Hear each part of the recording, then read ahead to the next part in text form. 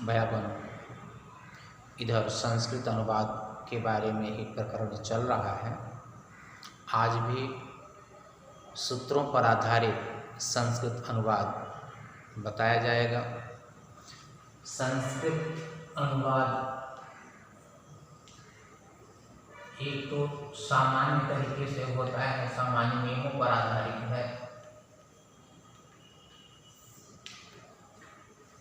और दूसरा सूत्रों के अधिकार से विभक्तियों का अधिकार कम हो जाता है, समाप्त हो जाता है, और वहाँ पर सूत्रों के आधार पर अनुवाद किया जाता है। जैसे यहाँ पर अभी कुछ उदाहरणों के माध्यम से हम स्पष्ट करेंगे। यहाँ पर जैसे लिखा है, वृक्ष के चारों ओर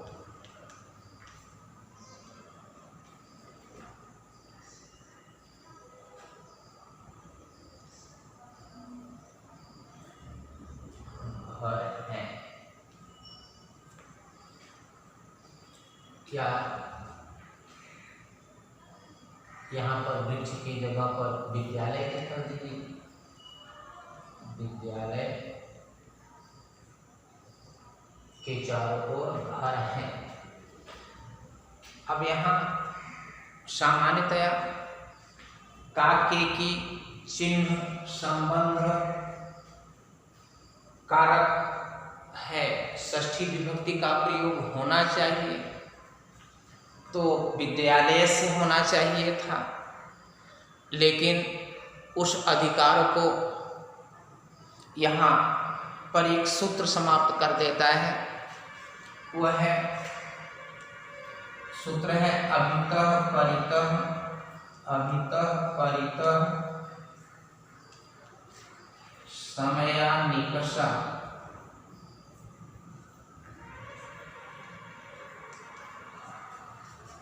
हा प्रतियोगे द्वितीय। ये सूत्र है जहाँ पर अभितः परितः समयानिकषा इन शब्दों का प्रयोग किया जाता है। विभक्तियाँ या उनका चिन्ह कुछ भी हो, वो उनका अधिकार समाप्त होकर इस सूत्र का एकाधिकार हो जाता है। तो यहाँ पर चारों ओर के लिए परितः शब्द का प्रयोग होता है। इस सूत्र के आधार पर अभितः परितः समयानिकषा हा प्रतियोगे द्वितीय, यहाँ पर विद्यालयम होगा।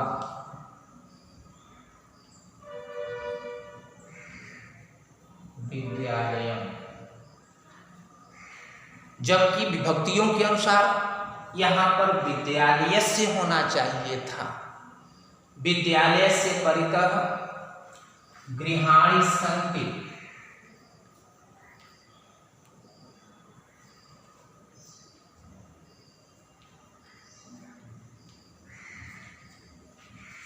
ये होना चाहिए था विद्यालय से परितः गृहाणि सन्ति, लेकिन विद्यालय से नहीं हुआ, विद्यालयम हुआ। कारण क्या है? ये सूत्र है अभितः परितः समयानिकषा हा प्रतियोगे द्वितीय। इस सूत्र के प्रयोग से यहाँ षष्ठी के जगह पर द्वितीय का प्रयोग किया गया। इसी तरह से घर के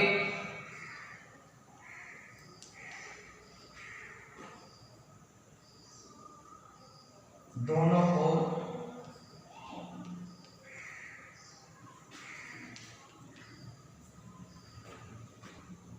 रास्ता है।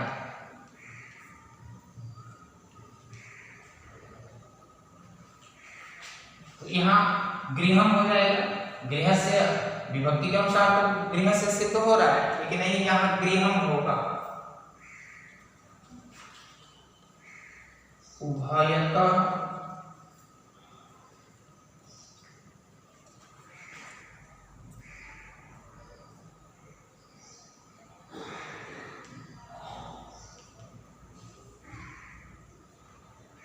पथस्तः। आप कहेंगे कि यहाँ पथव क्यों हुआ? क्योंकि दो रास्ता की बात यहाँ पर हुआ।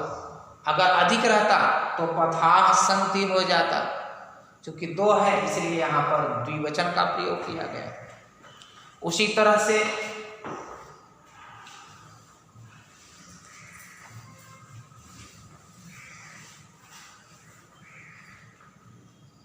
सुरेश गांव की ओर जाता है। यह बात है, सुरेश गांव की ओर जाता है। अब यहाँ सुरेश का सुरेशा होगा ही, एक आता है। गांव की विभक्ति के नियम के अनुसार षष्ठी का प्रयोग होना चाहिए, क्योंकि यहाँ पर लिखा हुआ है संबंध काके की चिन्ह है और उसमें षष्ठी विभक्ति का प्रयोग होता है। गांव का संस्कृत ग्राम होता है, नियमानुसार विभक्तियों के नियमानुसार ग्रामस्य होना चाहिए था, लेकिन ये जो सूत्र लिखा हुआ है अभित परितः निकषाः प्रतियोगे द्वितीया, इस सूत्र के एकाधिकार से यहाँ द्वितीया का प्रयोग हो रहा है। ये हो जाएगा सुरेशा ग्रामं प्रति गच्छति।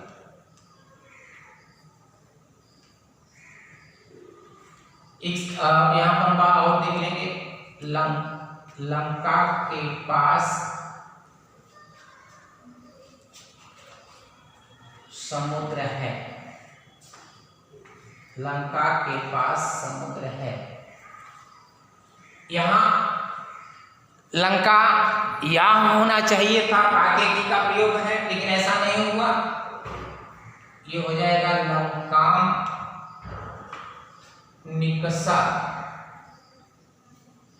या समय, कोई प्रयोग हो सकता है। सागरम अस्ति वर्तते, कोई भी प्रयोग यहाँ कर सकते हैं। लंकाम निकषाया समय सागर अस्ति। हा का प्रयोग है। हा कृष्णा भक्तम, कृष्ण के अभक्त को धिक्कार है। इस तरह से अभित परित समय निकषा हा प्रतियोगे, ये सूत्र का प्रयोग इन शब्दों में, इनमें से कोई भी शब्द कहीं पर लगा है, किसी वाक्य में प्रयोग उसका होगा तो विभक्तियों का अधिकार समाप्त होके सूत्र के एकाधिकार से अनुवाद होता है, जैसा कि हमने इन उदाहरणों के माध्यम से स्पष्ट किया। इसके अतिरिक्त आप इधर देखेंगे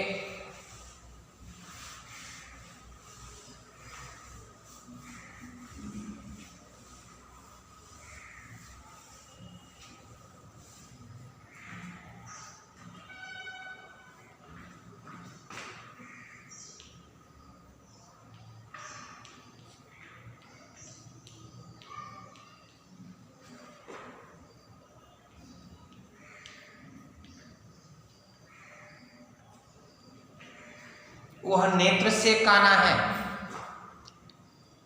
वाक्य लिखा हुआ है। अब यहाँ वह का सब होता है, यहाँ नेत्र से लगा हुआ है तो से द्वारा या से अलग होना, यहाँ पर ये समस्या नहीं। तो यहाँ पर हो जाएगा से है तो ये नेत्रेण किया, नेत्रेण कारण अस्ति। ये जो जिस सूत्र से होता है उसका नाम है एनांग विकारम।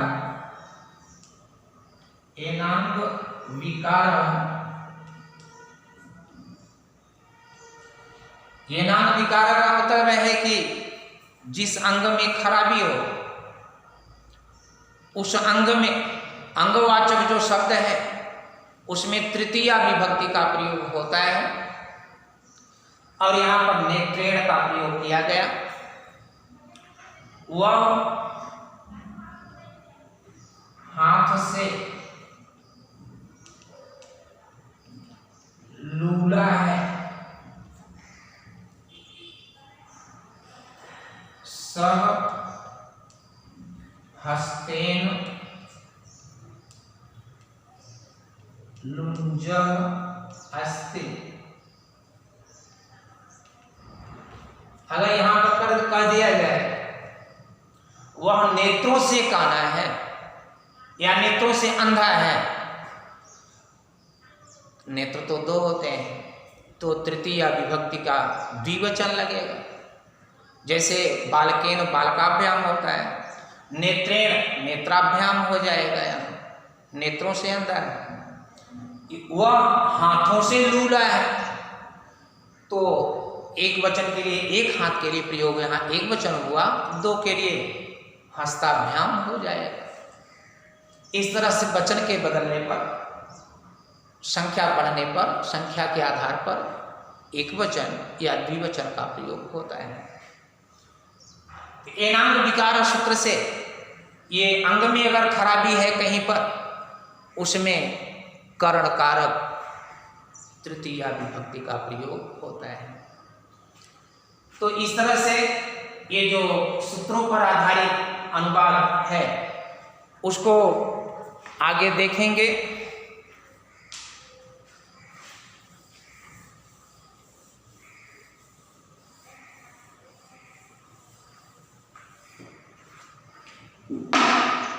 प्रायः जो व्यावहारिक रूप से प्रयोग होता है वह जैसे है श्री गणेश को नमस्कार है,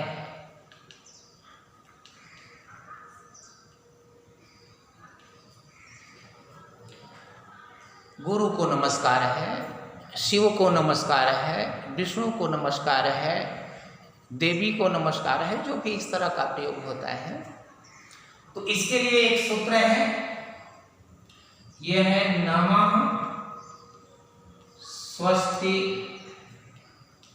स्वाहा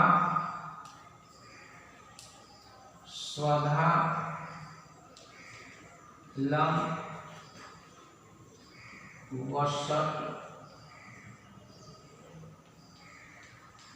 योगात्। अगर नमः कहीं पर नमस्कार अर्थ का प्रयोग अगर हो रहा है तो चतुर्थी संप्रदान कारक चतुर्थी विभक्ति होती है। अब यहाँ पर लिख देंगे बालकाय की तरह गणेश है तो गणेशाय कर देंगे, श्री गणेशाय नमः। जबकि चिन्ह यहाँ को दिख रहा है, लेकिन नमः के कारण चतुर्थी का प्रयोग यहाँ पर किया जाता है।